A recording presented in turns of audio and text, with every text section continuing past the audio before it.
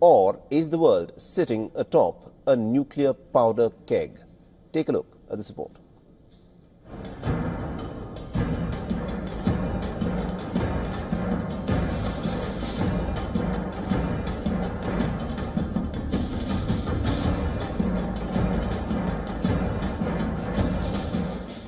Are Pakistan's nukes in safe hands?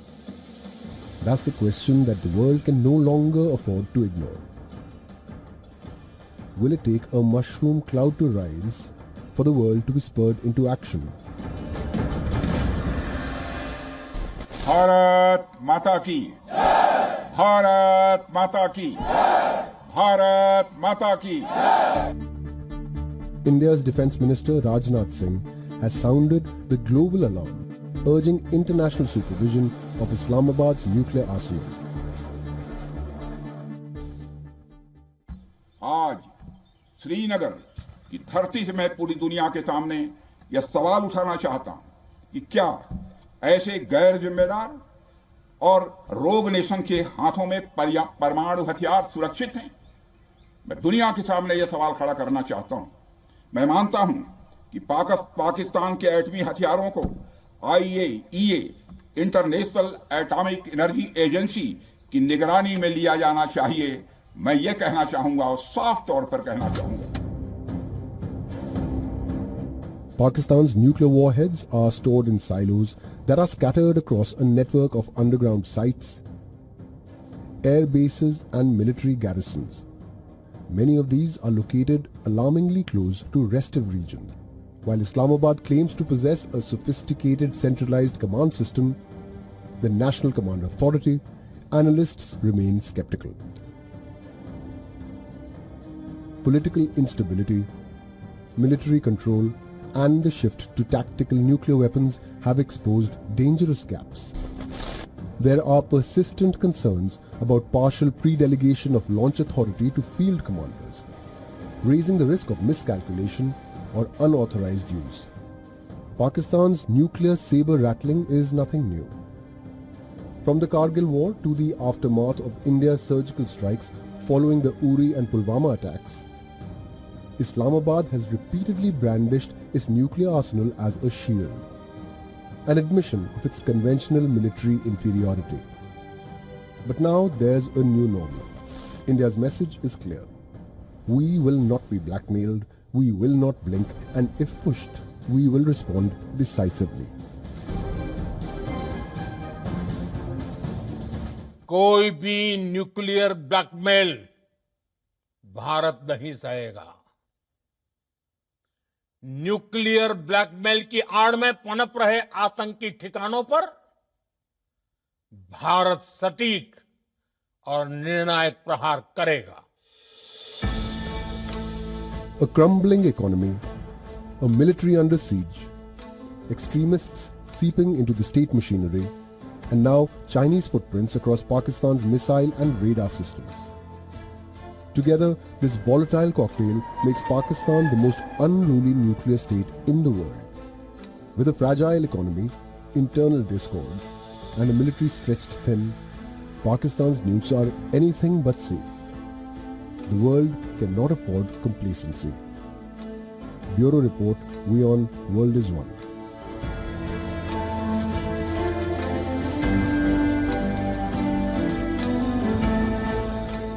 Pakistan is speculating military strike by India amid soaring tensions between nuclear-armed neighbors. Pakistan has once again issued a nuclear threat to India, saying Islamabad will use the full spectrum of power if India strikes.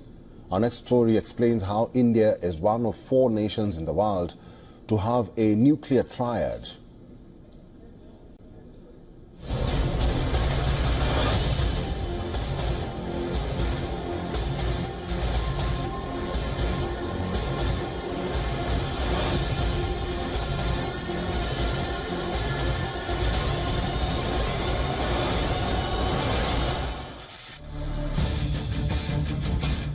This is the doomsday scenario.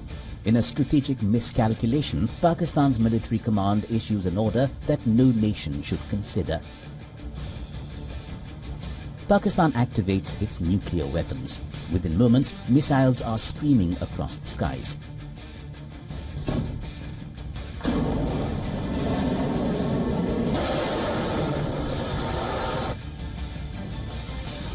The incoming missiles face India's advanced anti-missile defense systems, a mix of both homegrown and foreign origin systems.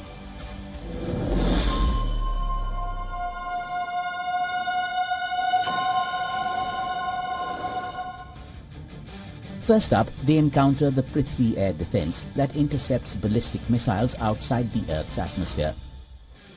Next comes the Indigenous missile advanced air defense that intercepts and destroys targets in the lower atmospheric layer. This is followed by the Akash missile system that hits aerial targets up to 30 kilometers. And finally, India has the Russian S-400 that can take on a wide range of aerial threats, including ballistic and cruise missiles.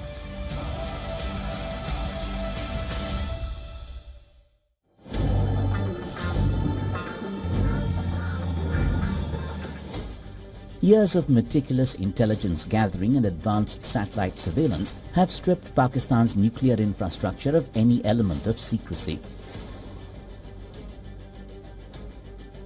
India's war plans have precisely factored in each silo, mobile launcher and weapon storage facility.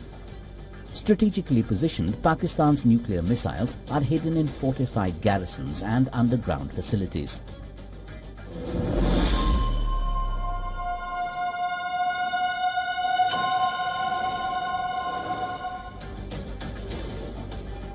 Pakistan's land-based missile silos are located at the Akro garrison, the Gujranwala garrison, the Khuzdar garrison, the Pano Akil garrison and the Sargodha garrison.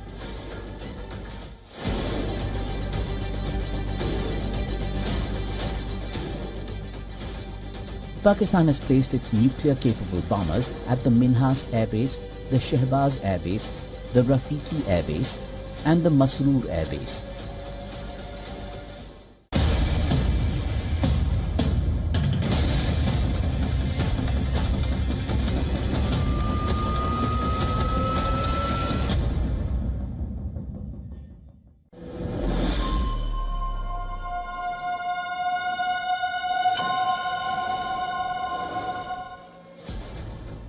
India is one of only 4 nations with a fully operational nuclear triad, land, air and sea-based nuclear delivery systems.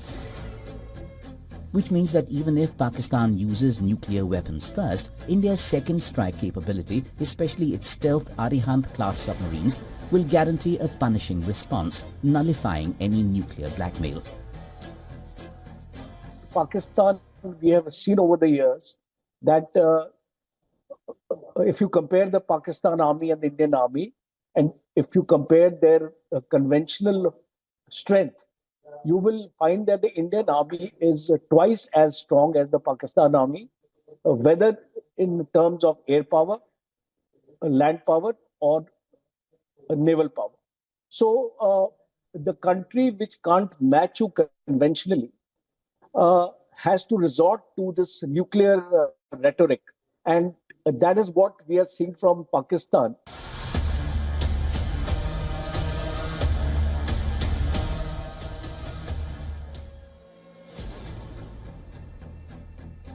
History is witness to Pakistan's futile attempt to alter the status quo in 1999 during the Kargil conflict. Its covert incursions were met with a blistering Indian counter-offensive. Leveraging air power and high-altitude warfare, India's military not only recaptured lost ground, but called Pakistan's bluff of having nuclear weapons.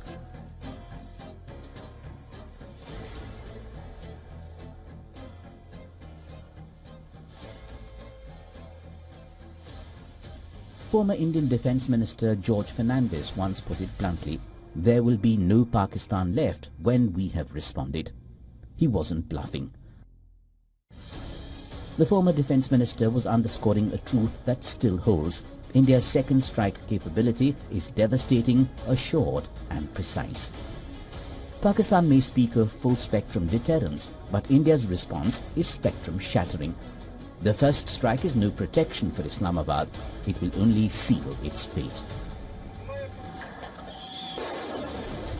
Bureau Report, WION World is One.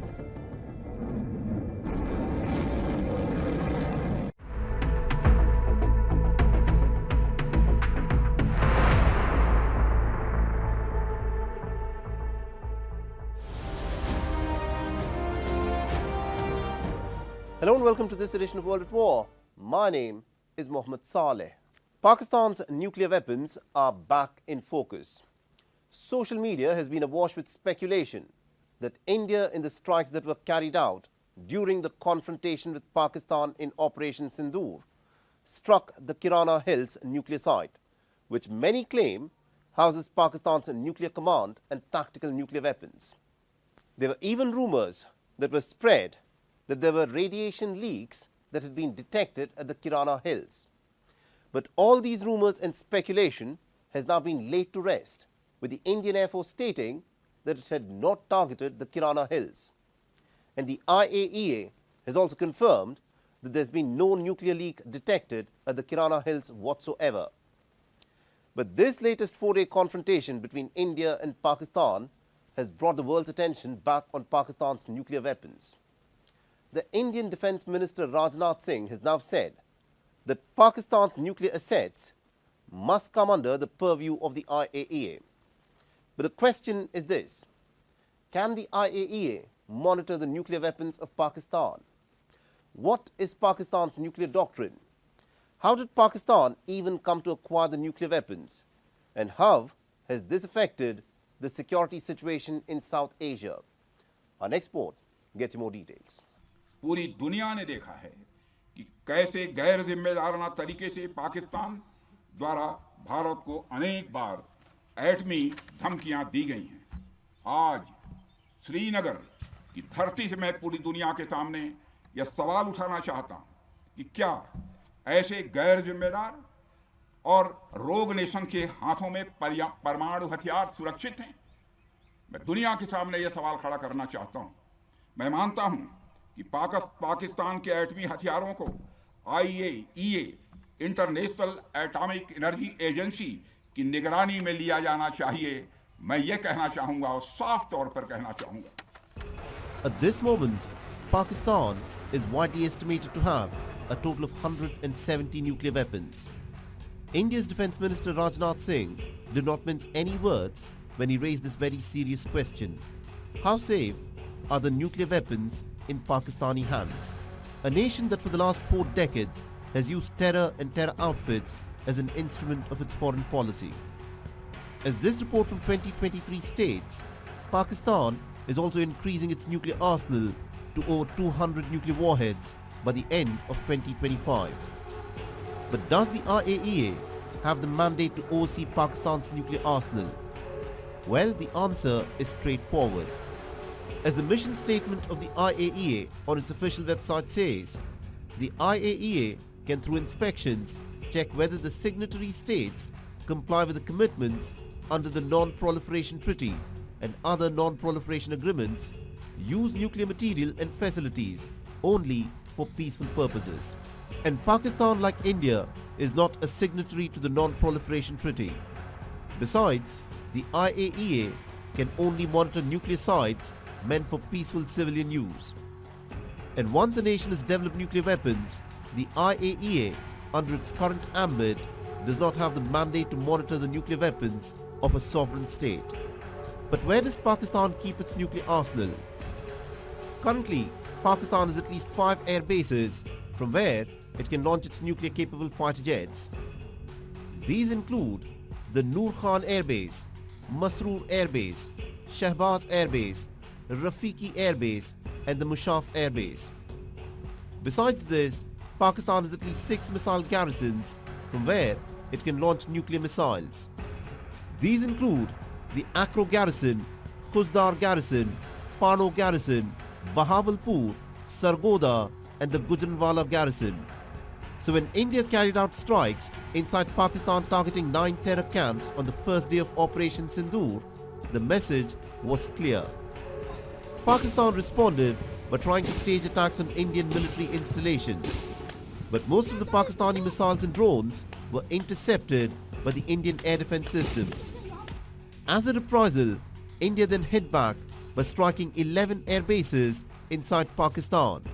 And with this, a new military doctrine has been put in place. The Pakistani terror camps will not be able to hide behind the Pakistani army, which time and time again resorts to strident nuclear rhetoric.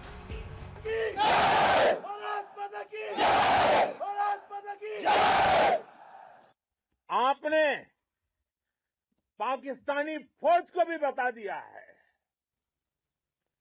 Pakistan में ऐसा कोई ठिकाना नहीं है जहां बैठकर आतंकवादी चैन की सांस ले सके।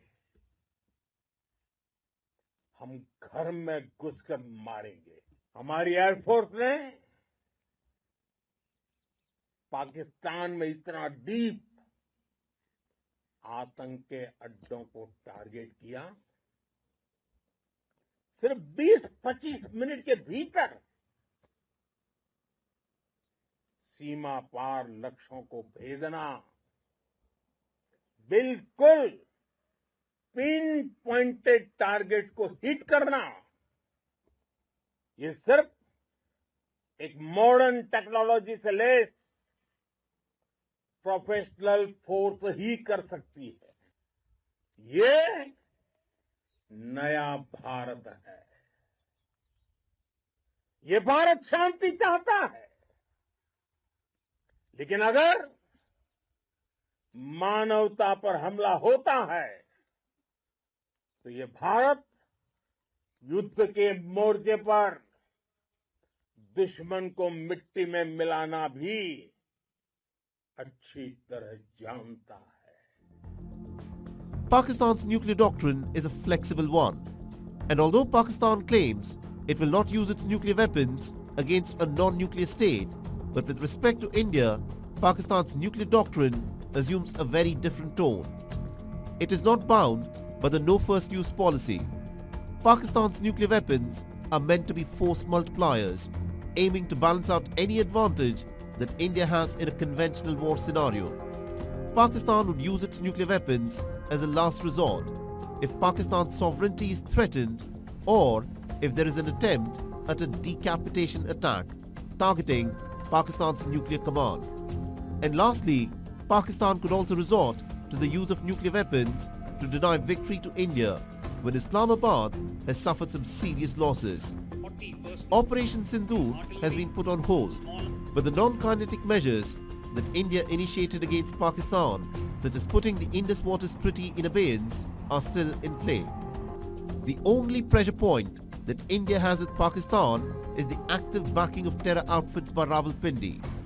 Talks and terror cannot go hand in hand, and water and blood cannot flow together. Operation Sindoor has put in place a new paradigm for dealing with terror.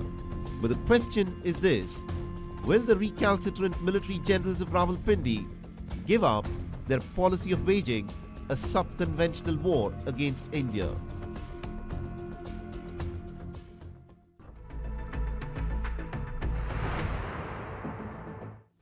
In every conventional war that Pakistan has fought against India, the Pakistani forces have proven to be no match for the Indian fighting prowess, which is why the Pakistani generals have been waging a sub-conventional war in India for the last 4 decades. This is Pakistan's war by 1,000 cuts, on the very simple premise that the generals of Rawalpindi want to defeat India by making India bleed by 1,000 cuts. This strategic doctrine of the Rawalpindi generals resorts to the use of insurgents and terror networks. First attempted in the border state of Punjab and then in Jammu and Kashmir, this malevolent strategy aims at instigating religio-political turmoil by supporting and fueling acts of terror. But what success has Pakistan had by waging this sub-conventional and clandestine war in India? And more importantly, why has Pakistan persisted with this nefarious strategy despite its resounding failure in the Kashmir Valley? Our next report gets you more details.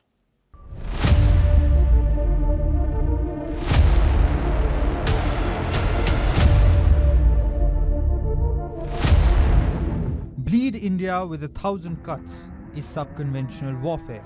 Its instruments are terror attacks and insurgency.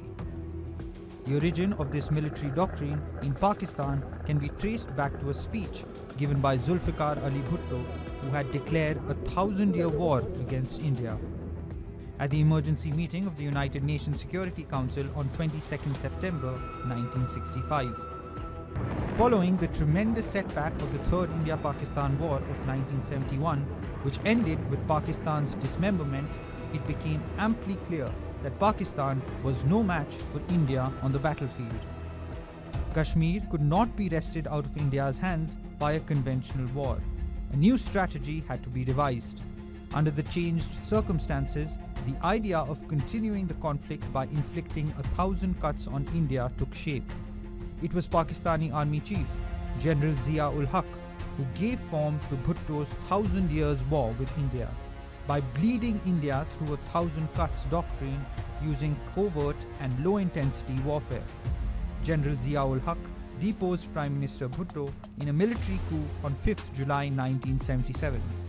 The Afghan Mujahideen, who had been trained and funded by the CIA, using the Pakistan's ISI, managed to oust the Soviet troops from Afghanistan. After a decade of abrasive and grueling warfare, the success of the Afghan Mujahideen in expelling the troops of the Soviet Union from Kabul whetted the appetite of the Rawalpindi generals.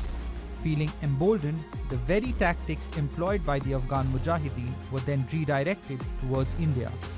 This was Pakistan's new strategy to fight for Kashmir against India. This was the beginning of Pakistan's war by 1,000 cuts, which was both sponsored and protected by the Pakistani military. In 1989, an armed insurgency backed by Pakistan erupted in the Kashmir Valley, which continued through the 1990s and early 2000s.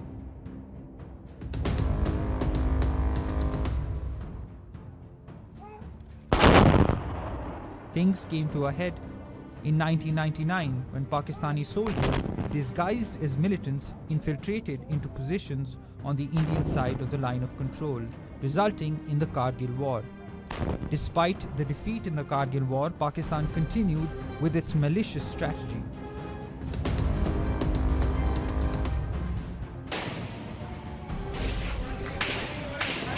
On December 13, 2001, 9 people were killed in an armed attack on the Indian Parliament in New Delhi.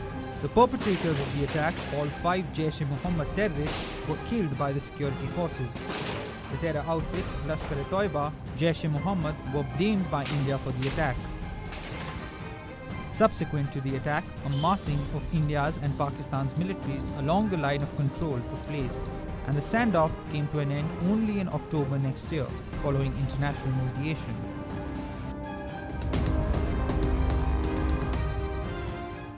On November 26, 2008, in a carnage which lasted for 3 days, 10 armed gunmen opened fire on civilians at several sites in Mumbai, killing more than 160 people.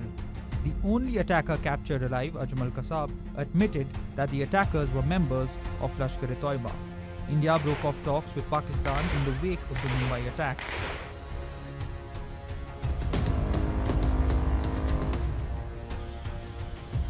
On September 18, 2016, in one of the deadliest attacks on Indian security forces in Jammu and Kashmir in 2 decades, 4 terrorists from the Pakistan-based Jaish-e-Mohammed group stormed an army base in the town of Uri and killed 19 soldiers.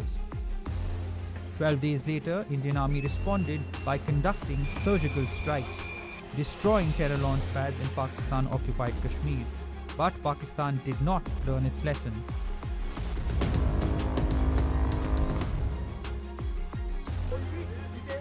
In February 2019, 40 Indian paramilitary personnel were killed in the Pulwama district of Jammu and Kashmir by a vehicle-borne suicide bomber.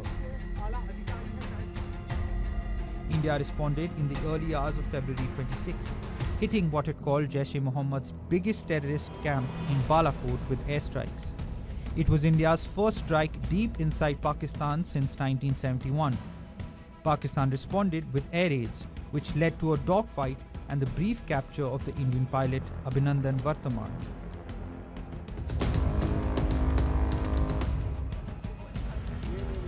6 years later, a red line was crossed with the bloodshed in Pahalgam, in which 26 civilians were killed in a hail of gunfire. The dastardly attack on tourists by terrorists was the deadliest against the civilians since the 2008 Mumbai terror attacks. The calculated assault on the lives of innocent civilians led to a strong response by the Indian forces.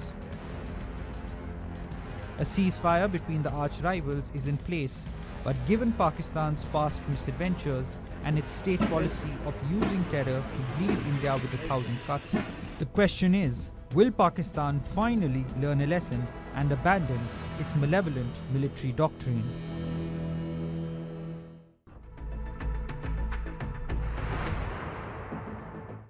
In what is now regarded as one of the most audacious and technologically advanced operations, the Indian Air Force used the Brahmos supersonic cruise missiles to devastating effect during the retaliatory strikes on Pakistani air bases in round 2 of Operation Sindoor in the early hours of the 10th of May. Reportedly, 15 Brahmos missiles were launched in precision attacks, which targeted critical infrastructure across 11 of the 12 key Pakistan's Air Force bases, effectively paralyzing its air defense and strike capabilities. Our next report gets you more details.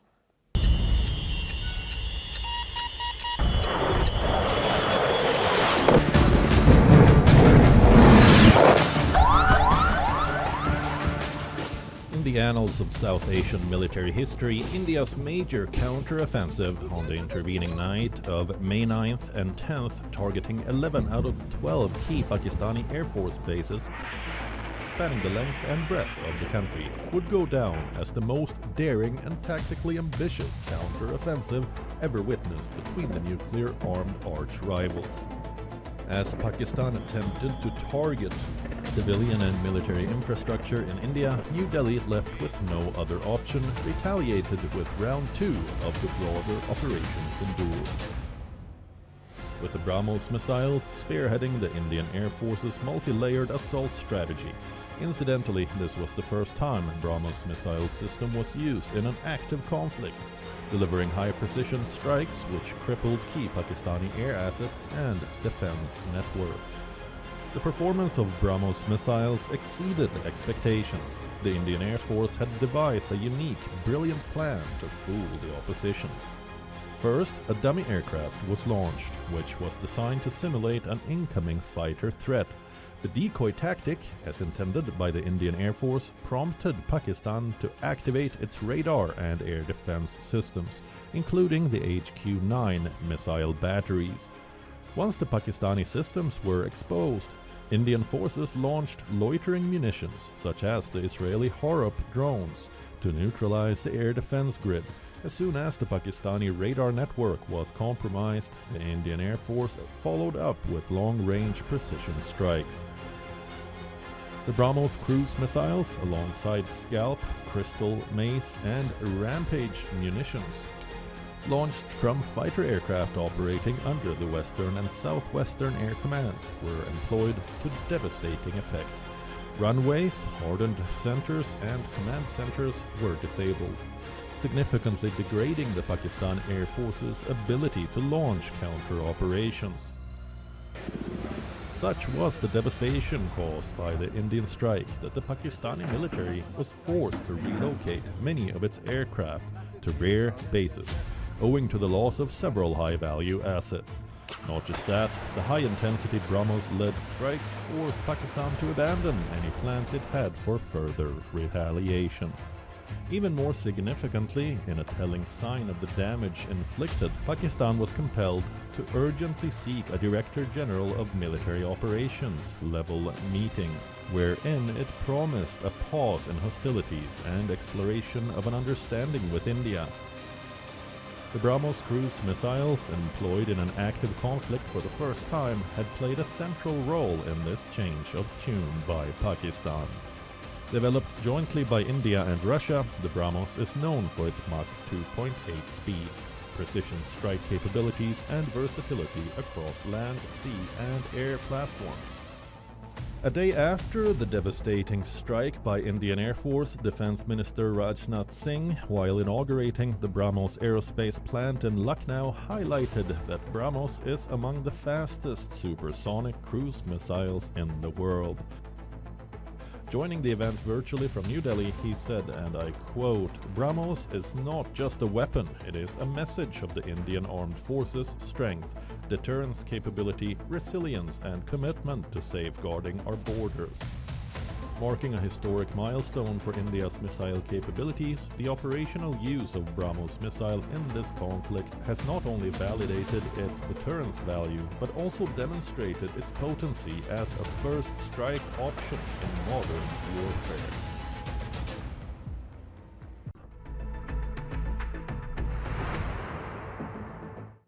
On the intervening night of the 9th and the 10th of May, Pakistan launched its deadliest missile and drone attack on Indian military and civilian areas. In response, India used its indigenously developed advanced air defense system, the Akash Tir, which over the course of the night emerged as a silent warrior that detected, tracked and neutralized the barrage of Pakistani missiles and drones.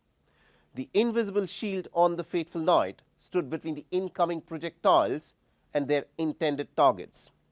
Now, developed with an aim to reduce reliance on imports and to increase indigenous capabilities, Akash Tir is a testament to years of commitment under the Atmanirbhar Bharat initiative. Our next report gets you more details.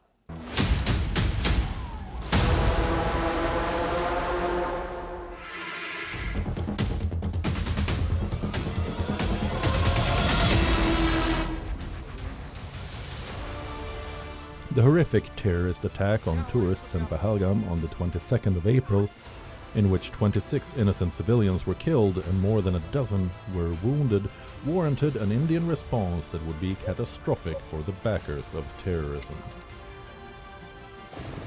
Responding to the need of the hour, India launched precision strikes on 9 Pakistani terror camps in places like Muridke and Bahawalpur, veritably sanctuaries of terrorism, on 7th of May.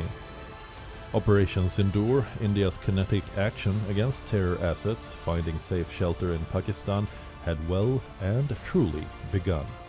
Pakistan responded by launching swarms of drone and missile attacks, both on Indian military and civilian areas. However, what Pakistan, dependent on imported Chinese HQ-9 and HQ-16 air defense systems, didn't factor in was India's technological self-reliance and superiority in real time, automated air defense warfare in the form of Akash Tir. Akash Tir is India's fully indigenous automated air defense control and reporting system, which has been designed and manufactured jointly by the Defense Research and Development Organization, Indian Space Research Organization and Bharat Electronics Limited. Akash Tir isn't about raw, brute force, but in keeping with the times, about intelligent warfare. The system provides a common real-time air picture to all involved parties. That is, control room, radars and defense gun, thus enabling coordinated air defense operations. It is a system designated to automate detection, tracking and engagement of enemy aircraft, drones and missiles. It integrates various radar systems, sensors and communication technologies into a single operational framework. Akash Tir gathers data from multiple sources, processes it, and allows for automated real-time engagement decisions. Part of the broader C4ISR, which is command, control, communications, computers, intelligence, surveillance and reconnaissance framework, Akash Tir works in tandem with other systems. The vehicle-based system is mobile and easier to handle in hostile conditions. But how does Akash Tir compare with the Iron Dome, the illustrious Israeli mobile all-weather defense system? While the Israeli Iron Dome is a specific system designed to intercept short-range rockets and missiles, particularly those originating from Gaza, Lebanon and Yemen, whose complete battery costs around $100 million, the Akash Tir is more cost-effective. The Indian Defence Ministry has also highlighted the fact that Akashtir is just one part of a rapidly expanding ecosystem of indigenous defence platforms, transforming India's warfighting capabilities. The performance gap between Akashtir and the imported air defence systems employed by Pakistan has illustrated quite clearly the strategic value of domestic defence systems tailored to Indian needs.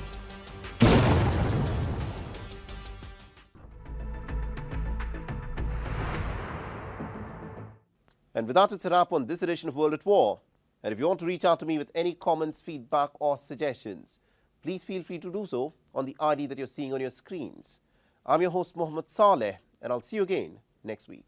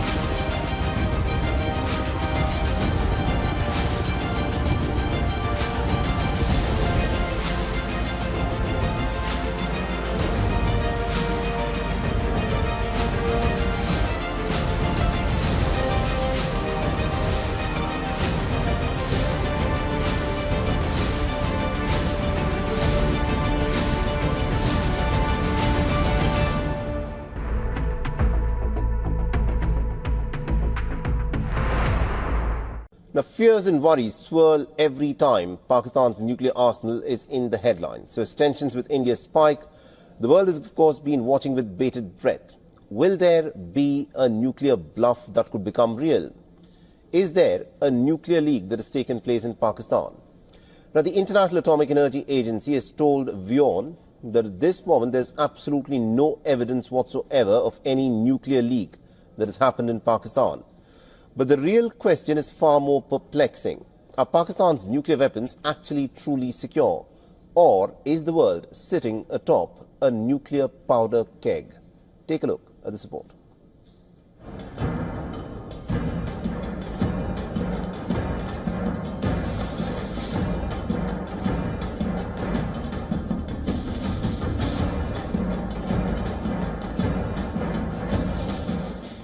Are Pakistan's nukes in safe hands? That's the question that the world can no longer afford to ignore. Will it take a mushroom cloud to rise for the world to be spurred into action? Bharat Mata Ki! Bharat Mata Ki! Bharat Mata Ki! India's Defence Minister Rajnath Singh has sounded the global alarm, urging international supervision of Islamabad's nuclear arsenal. आज श्रीनगर की धरती से मैं पूरी दुनिया के सामने यह सवाल उठाना चाहता हूं कि क्या ऐसे गैर जिम्मेदार और रोग नेशन के हाथों में परमाणु हथियार सुरक्षित हैं? मैं दुनिया के सामने यह सवाल खड़ा करना चाहता हूं। मैं मानता हूं कि पाकिस्तान के एटमी हथियारों को IAEA international atomic energy agency की निगरानी में लिया जाना चाहिए। मैं ये कहना चाहूंगा और साफ तौर पर कहना चाहूंगा। Pakistan's nuclear warheads are stored in silos that are scattered across a network of underground sites, air bases and military garrisons. Many of these are located alarmingly close to restive regions. While Islamabad claims to possess a sophisticated centralized command system, the National Command Authority, analysts remain skeptical. Political instability, military control, and the shift to tactical nuclear weapons have exposed dangerous gaps. There are persistent concerns about partial pre-delegation of launch authority to field commanders, raising the risk of miscalculation or unauthorized use. Pakistan's nuclear saber-rattling is nothing new. From the Kargil war to the aftermath of India's surgical strikes following the Uri and Pulwama attacks, Islamabad has repeatedly brandished its nuclear arsenal as a shield, an admission of its conventional military inferiority. But now there's a new normal. India's message is clear. We will not be blackmailed, we will not blink, and if pushed, we will respond decisively. कोई भी nuclear blackmail Bharat नहीं सहेगा। Nuclear blackmail की आड़ में पनप रहे आतंकी ठिकानों पर भारत सटीक और निर्णायक प्रहार करेगा। A crumbling economy, a military under siege, extremists seeping into the state machinery, and now Chinese footprints across Pakistan's missile and radar systems. Together, this volatile cocktail makes Pakistan the most unruly nuclear state in the world. With a fragile economy, internal discord, and a military stretched thin, Pakistan's nukes are anything but safe. The world cannot afford complacency. Bureau Report, WION World is One.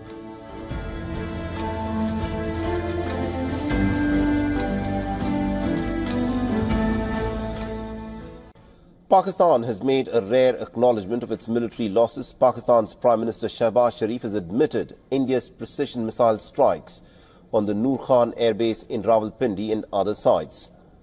Shehbaz Sharif revealed that Pakistan's Army Chief Asim Munir had personally called him at 2:30 a.m. on the intervening night of the 9th of May and 10th to inform him about the attack. Listen in.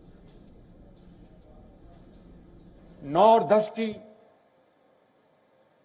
दरमियानी रात में तकरीबन 2:30 बजे सिपह Salaar general Saeed Asim Munir ने मुझे secure phone पे मुझे बताया कि वज़ीर-ए-आज़म साहब, हिंदुस्तान ने अपने बैलिस्टिक मिसाइल अभी लॉन्च किए हैं, एक नूर खान एयरपोर्ट पे गिरा है। As part of